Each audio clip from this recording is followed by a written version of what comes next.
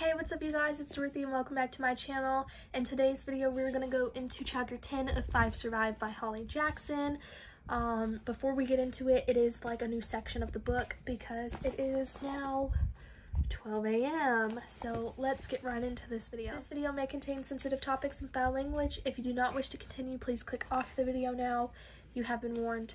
Chapter 10, Trapped, Shut In, 130.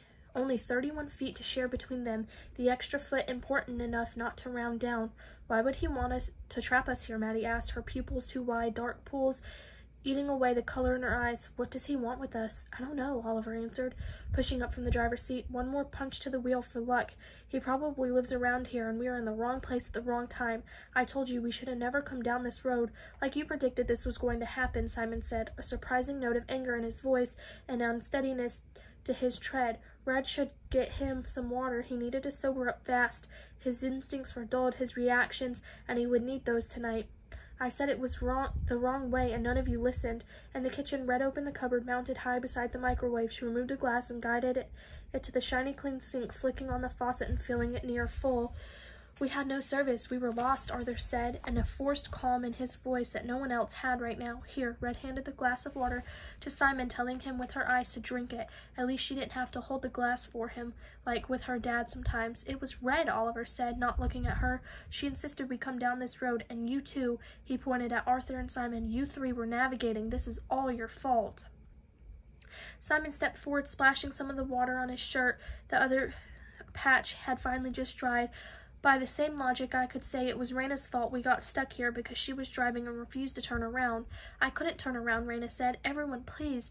Maddie slapped her hand on the dining table 3 times. This is not helping. It's no one's fault we're here, but we are okay, and we just have to work together to figure out what to do. There's nothing we can do, Simon said, near hysterical now, unless someone also happened to pack a rifle for spring break and we can snipe him back. Red mimed him to drink up. Is there still no service? Maddie said, answering her own question as she looked down at her lock screen on her phone. Shit, nothing. Can't you call emergency services without a signal? Simon said, still not drinking. I swear I've seen it in a movie before. It didn't work like that. Red knew. She'd asked this question before herself years ago on family vacation in Yellowstone. Yeah, 'cause sometimes it comes up saying no service, emergency calls only, Raina added. That's only if your phone can piggyback onto another network. Red said, her mom's answer now becoming hers. There's clearly no service from any network here. Try it, Oliver said, ignoring her. Try, Maddie. Maddie unlocked her phone, her tongue tucked between her teeth as she concentrated. She brought up the keypad and carefully typed in 911. She waited for a nod from Oliver, then she pressed the green button and raised the phone to her ear. They waited, the seconds stretching into eternity as Maddie closed her eyes to concentrate harder. It was one of those things she did to that Maddie that made her Maddie, like when they were at 10 and she thought you had to ring the doorbell every time you left or came home, even if no one else was in and you had the key. That shrill instant bell and the one held note standing outside the Lavoie's house. Funny how Red could remember some things like that, yet she couldn't remember to call AT&T. She wondered what were the things that Maddie thought made Red. Maddie exhaled, her chest sinking. Nothing, she said quietly, letting the phone fall to her side. Oliver swiped at her arm, grabbing the phone. No network connection, he read from the alert on the screen. Fuck. He dropped the phone back into Maddie's hands, worthless to him.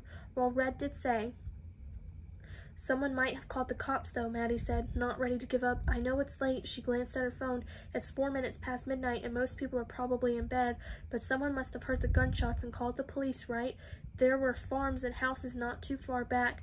The shots weren't loud, Red said. Even we couldn't tell what it was at first, just the sound of the tires bursting. It's a rifle, Maddie doubled down, but Red had heard these guns before, a memory she tried to push away. The 3-volley rifle salute at the funeral, a line of officers in uniform aiming over the flag draped casket, the road between True Cemetery blocked with what felt like every squad car in the city, top lights spinning, painting the world red and blue, ready to aim, fire 3 times.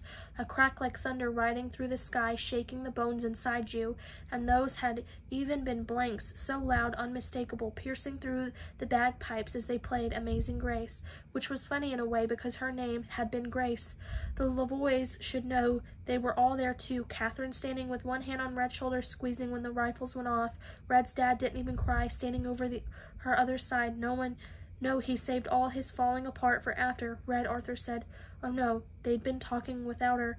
I think Red's right, Simon said, the glass in his hand's only half full now. It wasn't even loud enough for us to know it was a gunshot. I think he must be using a suppressor. A what? Said Rena. A silencer, Simon explained. And yes, all of my worldly knowledge does come from movies, but that doesn't mean it isn't valid. So you think nobody heard? Maddie deflated even more. If that was what was possible, nobody called the cops. Simon shrugged. I think we can't count on it. No, we can't count on it, Oliver repeated, picking up the sentiment, chewing on some silent thought. We make our own luck, he said to Maddie alone, a Lavoie expression that often got wheeled out, which must mean that Red was terrible at making hers. Maddie looked back at her brother, a new glint in her eye. Make our own luck, she said. Well, if no one heard the gunshots, then maybe they'll hear this. Before anyone could say anything, Maddie charged to the front of the RV, leaned across the driver's seat, and pressed her thumb into the wheel. The horn screamed, rupturing the quiet of just past midnight. One long note, then four short bursts. Maddie, Red said. She didn't like her standing so close to that bullet hole in the driver's seat. On the other side, the shade over the smashed window swayed in the wind, like a silent threat from the outside world. No, not Maddie. Maddie leaned the heel of her hand into the horn as though she could make it louder that way. Maddie, Arthur said, a tension in his jaw as he eyed the broken window. Maybe we shouldn't. 3 loud beeps cut him off. Someone will hear, Maddie shouted, determined. Someone will. Red felt it more than she heard it. A rush of air to her right, the shade shuddering, dancing against its fixing. A new hole ripped through. Maddie screamed, No, Maddie! Red screamed harder. That is the end of chapter 10. I will see you guys in the next video. Bye.